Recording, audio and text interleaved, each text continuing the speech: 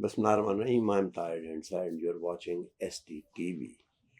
We live in cities and cities are sprawling like anything. Real estate is a very good business.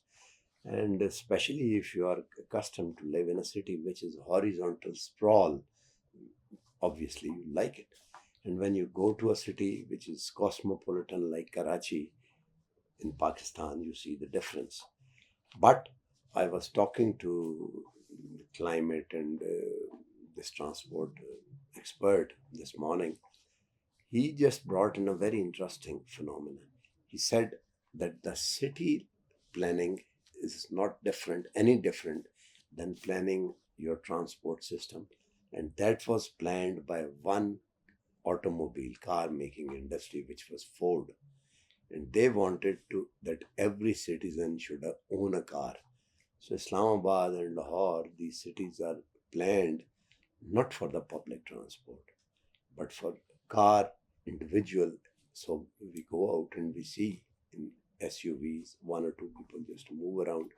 But obviously, that's very bad for the climate and that's bad for the economy of the country, if not bad for the individual economy.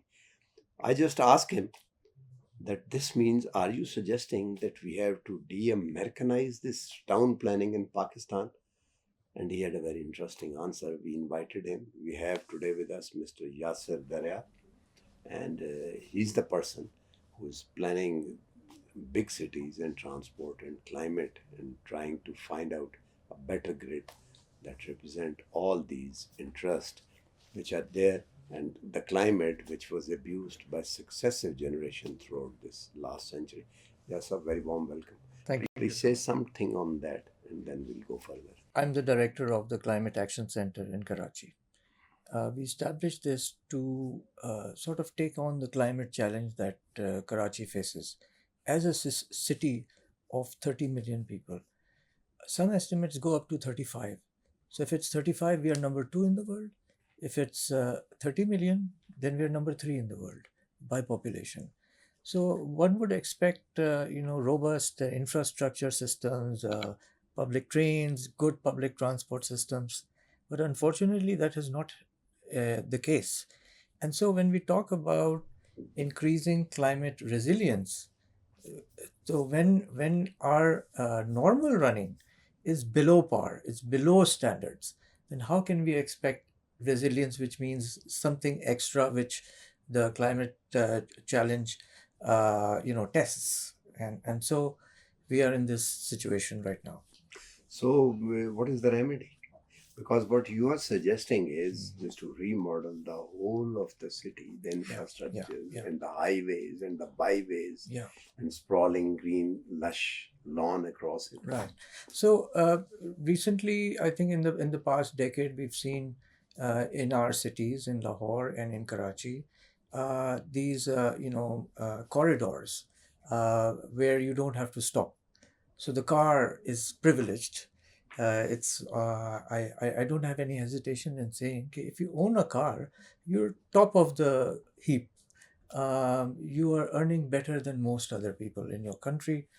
And so what that means is that if you're privileging transport by individual car, that means you are an elitist society. And I have no hesitation in saying that. It's, I think, starkly clear. If that is fact of the matter. Yeah. So so these corridors where there are no signal-free corridors, this is to privilege that sort of mode of moving around in the city. Now, what is not there in these huge cities is good public transport systems, which are from today's standards, I would say safe, one. Secondly, cool, because in the hot season, it's very, very hot and getting hotter. So they also have to be cool. So when we are planning the city, transport is a very important part of it, because it also sustains your job. When you're looking for a job, it helps you move around in the system in an economical way. So this is a very, very key thing for an ordinary person. Yeah. Most of the infrastructure where you see cars only was built on the physical resources, which is the taxpayer monies. Yeah. And the person who cannot afford, do you think it's gross injustice? It is, and we live in a class society. I mean, there's no other way to describe our society. And so when we talk about, let's say, some kind of, when we talk about the street, sadak, when we talk about the transportation systems, where you see you bump into all kinds of people. Okay, you're not looking at if this person is a millionaire, or if he makes 20,000 rupees. So you have conversations. You have conversations with who is standing in the street. So there is a very strong, cultural, and you can say Barrier. a street culture, which is there. And when you are in your car, you're completely closed off. You've closed yourself to that culture. So I think symbolically we can say that that our society is like that. It is actually encouraging us also, because the car is a very powerful status symbol. It's also, you can say, in a capitalist society, in a society which is driven by hyper consumerism, the way that electronics and these things sometimes that you don't need, the way they are pushed, um, it encourages certain lifestyles, and what that has resulted in is what you started with, which is the American system, where the roads and the highway networks basically rule, rather than having systems which are, you can say, in which a lot of people travel together, and which are without doubt more economical. Uh, and the word we use is awami, it's for everyone. And so they are very good examples. For example, many cities in India have subway systems, have the train in their transport mix in their cities. Karachi is like number two and three, and it does not have a system like that. What we're depending on is old coaches, old vans, high aces. Mazdas. It used to be those yellow Fords, if you remember Ford. I Yeah. remember the white Fords here in Rawalpindi, in my And the red one as well. red ones. Okay. So you see, and they. So if you remember, someone just mentioned in the seminar that it was that joke from 50/50 also, where if you had a hunch, you became straight when you came out. So it is that kind of system which is also, you can say, especially for women, it is very, very tough, because when it gets crowded, it gets very, very crowded, and men seem to overstep their boundaries sometimes. So it becomes very difficult for women to travel, to go to work, and so on. So here is your negative side of it. So you're convinced it's very antisocial and it's very elitist.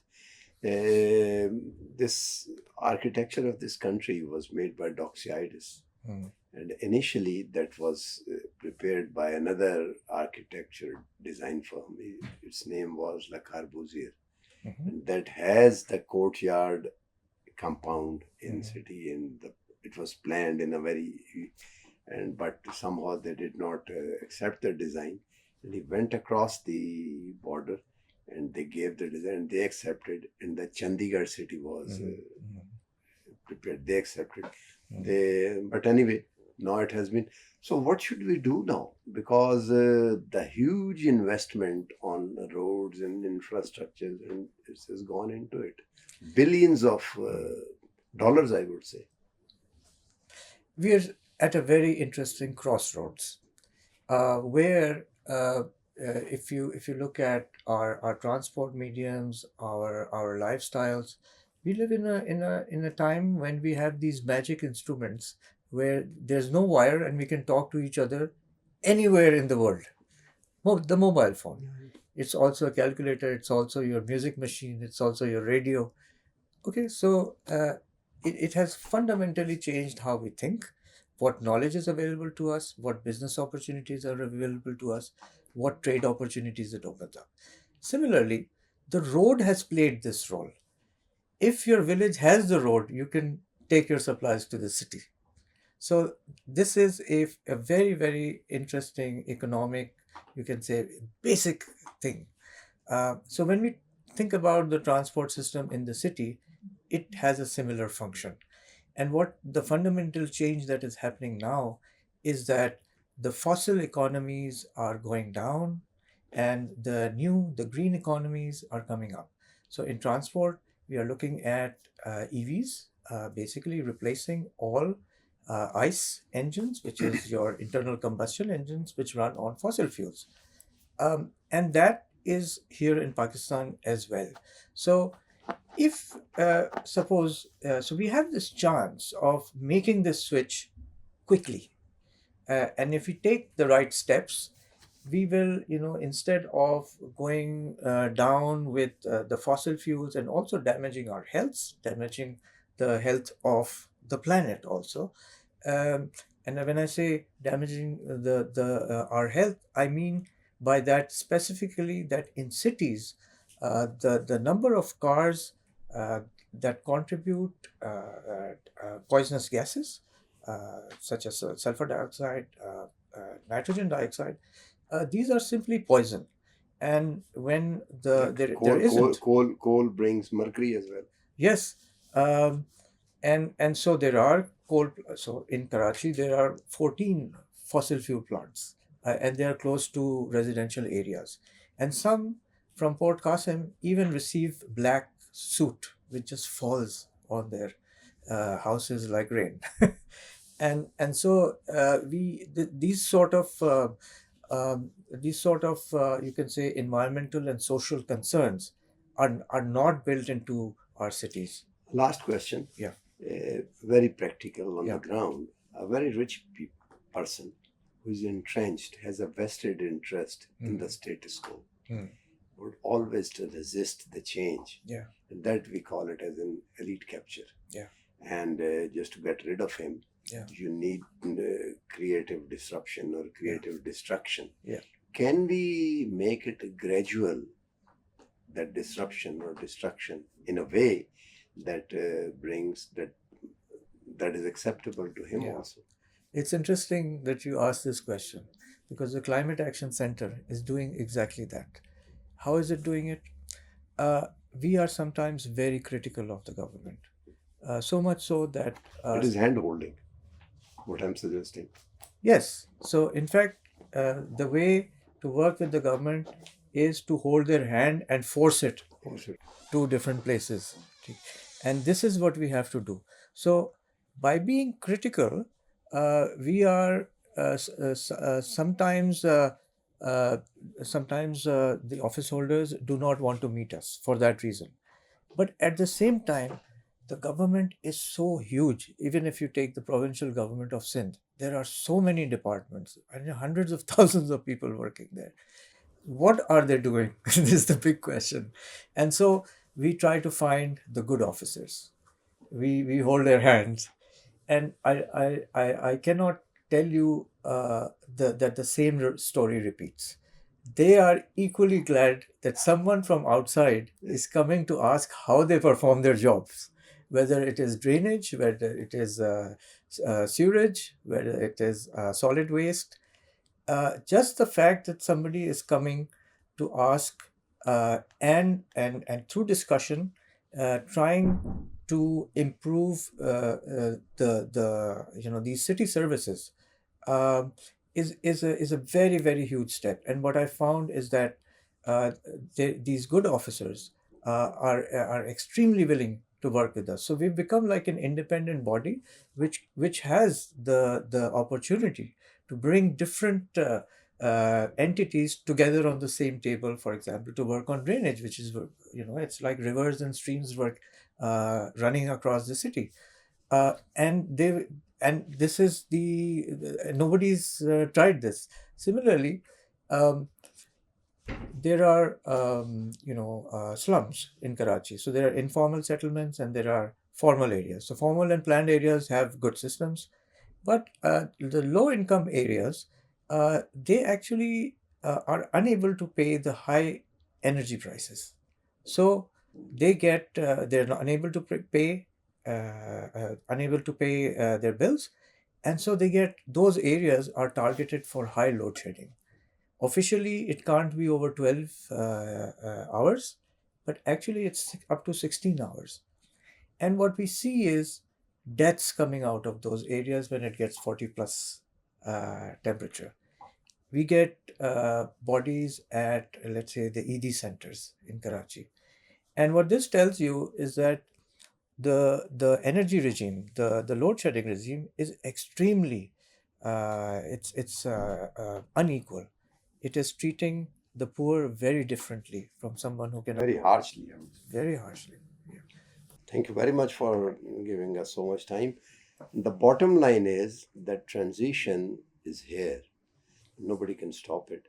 And that would be better if we can adjust with it and try to understand that it is here and it's now.